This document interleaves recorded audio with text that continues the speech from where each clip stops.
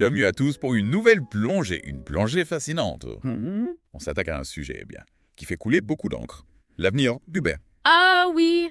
Face à l'arrivée des robots taxis, Imaginez. des Tesla, sans chauffeur, qui vous transportent à la demande. C'est le pari, on peut le dire, fou d'Elon Musk, Oui. et ça risque de secouer le monde du VTC. Pour décrypter tout ça, on se base sur un podcast qui s'appelle The Smart Investor, D'accord. qui offre une analyse assez percutante, je trouve, sur les perspectives d'Uber. Alors, la question qui nous brûle les lèvres, c'est: est-ce le début de la fin pour Uber? Ou juste un nouveau défi à relever pour le géant du ride-hailing d'un? C'est une excellente question. Et pour bien comprendre l'enjeu, il faut d'abord décortiquer la menace que représentent ces fameux robots taxis. Elon Musk affirme que son Cybercab, le robotaxi de Tesla, ne coûtera que 20 cents par mille à faire rouler. Oui. Ce qui est incroyablement bas comparé au coût d'un chauffeur humain. Sans compter l'attrait de la nouveauté et l'image futuriste du concept. Oui, Vincent, pas mal, ça donne à réfléchir. Mais attention, avant de crier au loup pour Uber, n'oublions pas qu'ils ont une longueur d'avance quand même considérable. 16,8 millions de chauffeurs, 170 millions d'utilisateurs par mois, une présence dans 10 000 villes et 70 pays. C'est un réseau colossal. Absolument. Construire un service de robotaxi d'une telle ampleur, ce n'est pas une mince affaire. Tesla, par exemple, doit convaincre les propriétaires de Tesla qui ont investi une fortune dans leur voiture Oui. de les louer pour ce service. Imaginez les risques de dommages, les problèmes d'assurance. Ah oui. C'est un casse-tête là. C'est vrai, on n'y pense pas forcément. La question de l'assurance pour les voitures autonomes, c'est un véritable défi. Et puis, il y a la sécurité. Même si les voitures autonomes progressent rapidement, on est encore loin d'une fiabilité à 100%. Un accident impliquant un robotaxi pourrait avoir un impact désastreux sur l'image de Tesla. Exactement. Et n'oublions pas que Tesla devra partager les bénéfices avec les propriétaires des voitures, ce qui limitera sa marge de manœuvre pour casser les prix.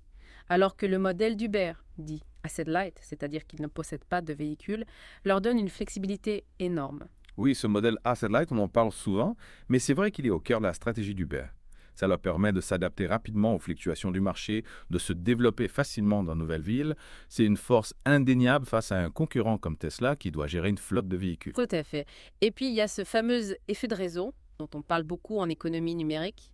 Plus Uber a d'utilisateurs, plus le service devient attractif, ce qui attire encore plus d'utilisateurs. C'est un cercle vertueux très difficile à briser, même pour un géant comme Tesla. Et c'est là qu'intervient l'analyse du podcast Smart Investor, qui trouve qu'Uber est sous-évalué en bourse.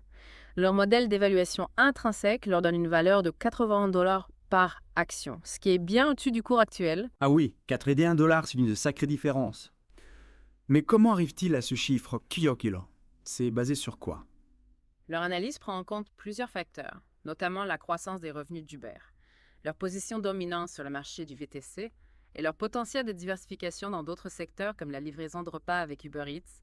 Ils estiment que le marché a surréagi à la menace des robots taxis et qu'Uber a encore de beaux jours devant lui. C'est vrai qu'Uber Eats a connu un succès fulgurant. Surtout pendant la pandémie, ça a clairement dopé leurs résultats. Mais est-ce que ce succès est durable? La concurrence est féroce dans la livraison de repas. Oui, la concurrence est rude, c'est certain, mais Uber Eats a l'avantage de s'appuyer sur la plateforme existante d'Uber, avec son réseau de chauffeurs et sa technologie de mise en relation. Ils ont aussi une stratégie d'acquisition agressive en rachetant des concurrents pour consolider leur position. Oui, je vois. Mais revenons au robotaxi. Est-ce qu'Uber ne pourrait pas tout simplement intégrer cette technologie à sa plateforme au lieu de la combattre? C'est une possibilité absolument. Imaginez, vous ouvrez l'application Uber et vous avez le choix entre commander une voiture avec chauffeur ou un robot-taxi. En fonction de vos besoins, de votre budget et de vos préférences, Uber pourrait devenir une plateforme multimodale en intégrant différentes solutions de transport. C'est vrai, ça serait une évolution logique.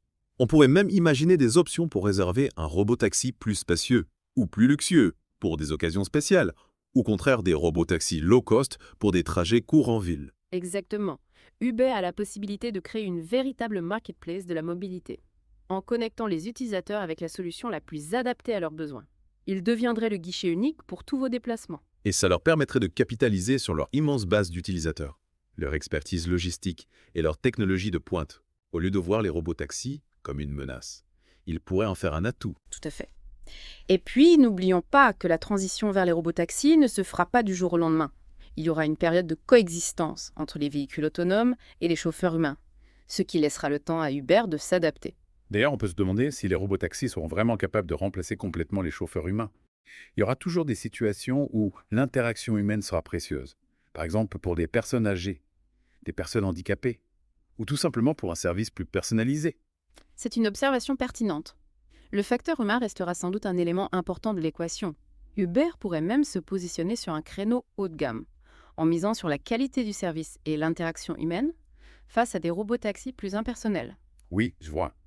Il y aurait une sorte de complémentarité entre les deux types de services. Les robotaxis pour les trajets simples et fonctionnels, et les chauffeurs d'humains pour les trajets plus exigeants en termes de confort et d'interaction. Exactement.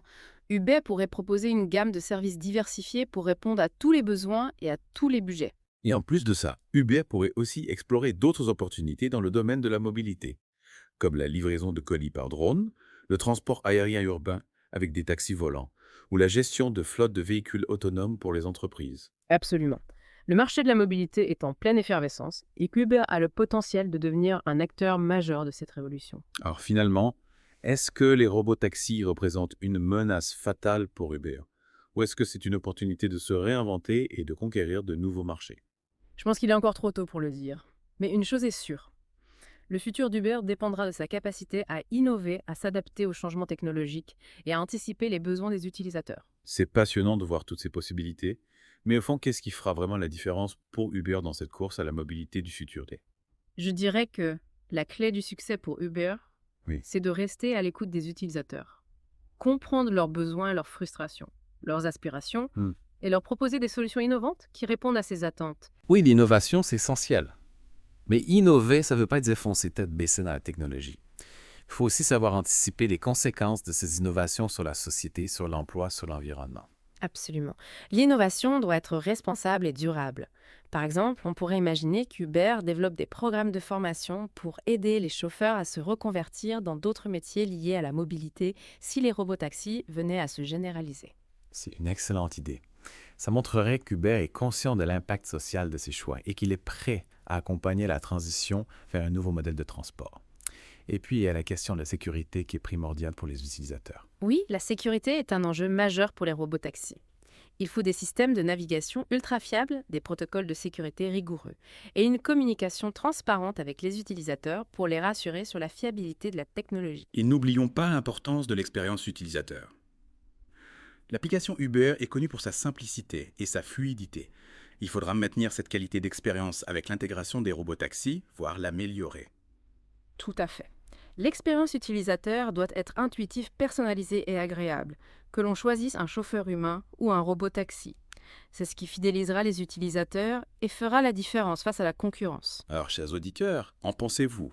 Êtes-vous prêt à confier votre mobilité à des robotaxis? Voyez-vous Uber comme un pionnier de cette révolution ou comme un dinosaure qui risque de se faire dépasser? L'avenir nous le dira. Mais une chose est certaine, le monde du transport est en pleine mutation et c'est une période passionnante à observer. C'est vrai, on a hâte de voir ce que l'avenir réserve à Uber et à tous les acteurs de la mobilité. En tout cas, on espère que cette plongée dans le monde des robotaxis vous a éclairé et vous a donné matière à réflexion. Merci de m'avoir suivi et à bientôt pour de nouvelles explorations.